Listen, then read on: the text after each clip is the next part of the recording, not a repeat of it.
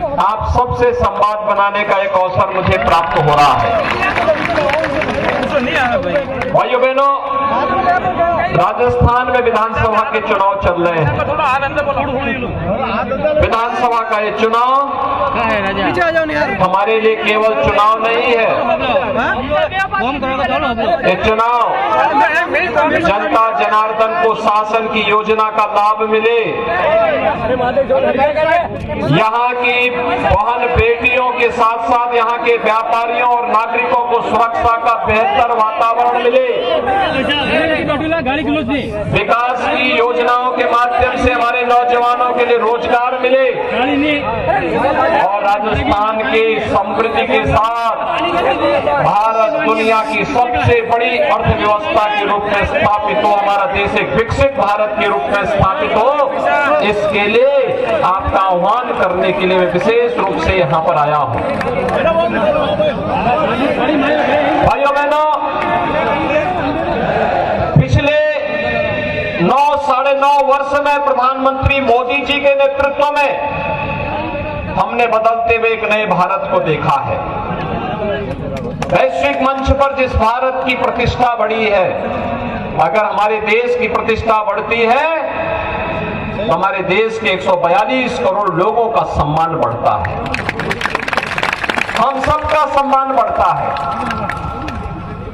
प्रधानमंत्री मोदी जी के नेतृत्व में भारत का सम्मान बढ़ा है तो देश की सीमाएं भी सुरक्षित हुई हैं। आज कोई दुश्मन भारत की सीमा में घुस करके आतंकी कृत्य करने का दुस्साहस नहीं कर सकता। अगर करेगा तो उसे मालूम है भारत के बहादुर जवान उसकी मांद में घुस करके वो पाताल लोक शिविर से निकाल बाहर कर देंगे।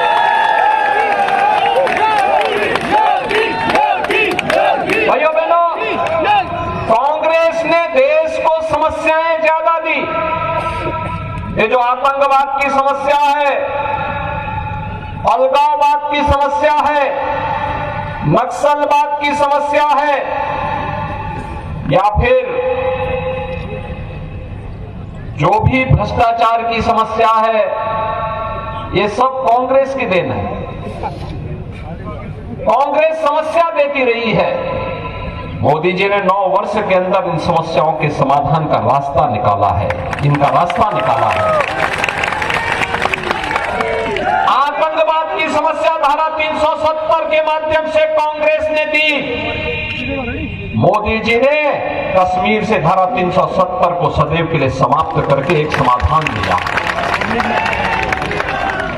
कांग्रेस ने विकास में बैरियर खड़ा करके लोगों को योजनाओं से वंचित किया। मोदी जी ने highway, railway, airport, metro, rapid train और नए नए यातायात के अन्य नए साधन उपलब्ध करवाने के कार्य किए।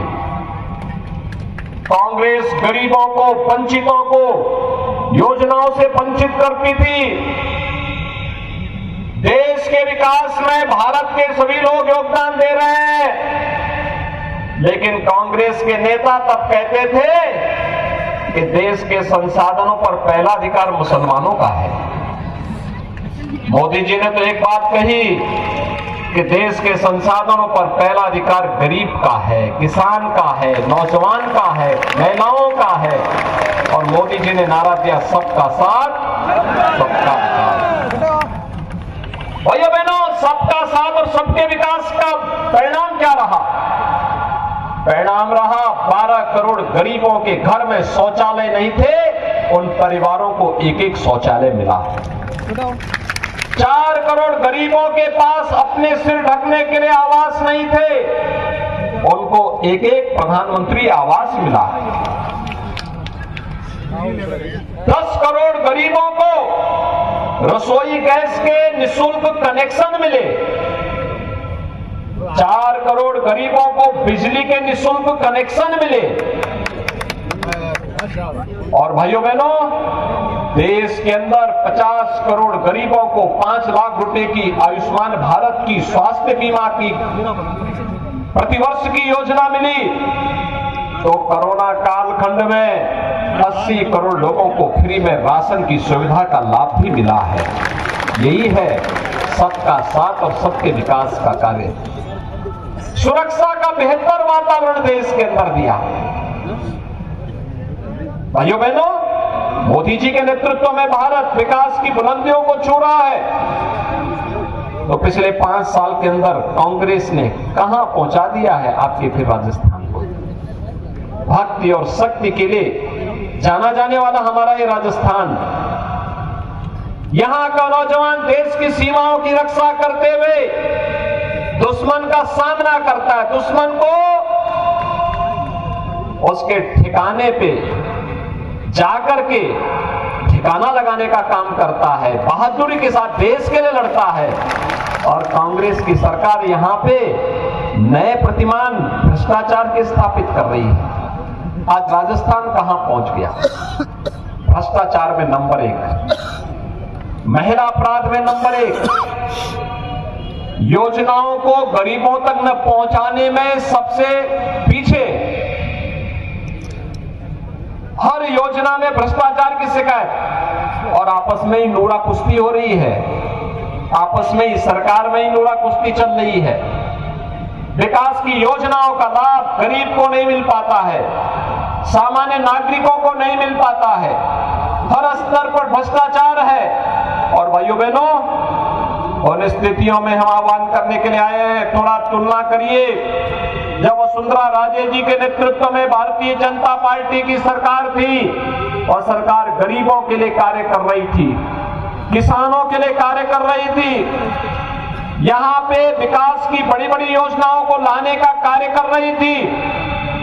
लेकिन जैसे ही पिछली बार सरकार फिर से बनने में वंचित रही, कांग्रेस ने 5 वर्ष के अंदर भ्रष्टाचार के कुछ नए प्रतिमान स्थापित कर दिए। और इसीलिए मैं आपके पास आया हूं आपका आह्वान करने के लिए। कांग्रेस विकास नहीं करा सकती, कांग्रेस सुरक्षा नहीं दे सकती, कांग्रेस गरीबों का कल्याण नहीं कर सकती, और कांग्रेस आपकी आस्था का भी तो सम्मान नहीं कर सकती। याद करिए, कांग्रेस काशी में, आप उत्तर प्रदेश में जाइए, काशी विश्वनाथ धाम बन गया है। पहले 5 श्रद्धालु वहां नहीं जा पाते थे, आज 50,000 श्रद्धालु एक साथ दर्शन कर सकते हैं। भाइयों बहनों, आप उत्तराखंड में जाइए, केदारपुरी में फिर से पुनरुद्धार हो गया है, केदारपुरी का पुनरुद्धार हो गया है, और केदारपुरी फिर से विकास की और आस्था का सम्मान करते हुए दिखाई दे रही है। आप मध्य प्रदेश में जाइए, महाकाल का महालोक फिर से सज गया है, और 500 वर्षों का इंतजार समाप्त करके अयोध्या में भी तो राम मंदिर बन रहा है। बन रहा है ना? अयोध्या में राम मंदिर बन रहा है ना? अंतर यही है, भाजपा की डबल इंजन की सरकार आएगी तो भाइयों बहनों, राजस्थान में इस सरकार ने भ्रष्टाचार को भी बढ़ाया है और माफियाज को भी खूब बढ़ा दिया है। इतने माफिया यहां बढ़ गए हैं अब कि जहां देखो वहां एक नया माफिया, कहीं खनन माफिया, कहीं भू माफिया, कहीं वन माफिया, कहीं पशु माफिया, कहीं पे गरीबों पर अत्याचार करने वाले माफिया, और एक लंबी फेहरिस्त है। आज राजस्थान विकास की योजनाओं में नहीं, बल्कि गरीबों पर संकट डालने वाला, किसी अच्छी योजना में नंबर 1 पे नहीं है, भ्रष्टाचार में नंबर 1 पर है, महिलाओं के अपराध में नंबर 1 पर है, साइबर क्राइम में नंबर 1 पर है, बिजली की दरें सबसे ज्यादा देश के अंदर राजस्थान में है, पेट्रोल डीजल का दाम रेट के कारण सर्वाधिक राजस्थान में है, महंगाई इंडेक्स में सबसे ज्यादा यहां पर है, परीक्षाओं में पेपर लीक राजस्थान में हो रहा है, मंडी टैक्स यहां पे सबसे ज्यादा यहां पे लिया जा रहा है, और हमारा बेरोजगार नौजवान रोजगार के लिए रोजगार न मिलने के कारण सर्वाधिक आत्महत्या भी राजस्थान में हो रही है। भाइयों बहनों, इससे मुक्ति के लिए डबल इंजन की सरकार चाहिए। और याद रखना, यूपी में डबल इंजन की भाजपा की सरकार है तो माफिया के साथ क्या व्यवहार होता है सब जान जाए ना। डबल इंजन सरकार का यही लाभ है, नागरिक सम्मान के साथ जीता है, हर गरीब को बिना भेदभाव के शासन की योजना का लाभ मिलता है, हर बेटी को सुरक्षा है, हर नौजवान के लिए रोजगार की गारंटी है, हर व्यापारी को बेहतर सुरक्षा है और आस्था का भी सम्मान है। कांग्रेस क्या राम मंदिर बना पाती? तो ये कांग्रेस ना विकास करा सकती है, ना रोजगार दे सकती है, ना भ्रष्टाचार पर अंकुश लगा सकती है, तो फिर क्यों चुनते हैं इसको बार बार? ये राम मंदिर भी नहीं बना सकती, आस्था का सम्मान भी नहीं कर सकती। और इसीलिए मैं आया हूं यहां पर आपसे अपील करने के लिए, भाइयों बहनों, भारतीय जनता पार्टी ने आपके लोकप्रिय विधायक श्री छगन सिंह राजपुरोहित को फिर से अपना प्रत्याशी बनाकर के आहोर विधानसभा क्षेत्र में उतारा है। छगन सिंह राजपुरोहित को कमल चुनाव चिन्ह पर चुनाव जिता करके भेजेंगे। आपका आशीर्वाद उन्हें प्राप्त होगा ना। आप इन्हें जयपुर भेजिए चुनाव जिता करके, और 22 जनवरी 2024 को अयोध्या में राम मंदिर का उद्घाटन प्रधानमंत्री जी के कर कमलों से होने जा रहा है। रामलला 500 वर्षों के बाद विराजमान होंगे,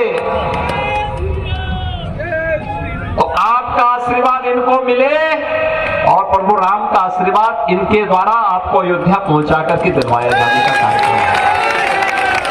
सहमत हैं? सभी लोग सहमत हैं? दोनों हाथ उठा करके एक बार मेरे साथ बोलेंगे, भारत माता की, भारत माता की, भारत माता की जय श्री राम, जय जय श्री राम।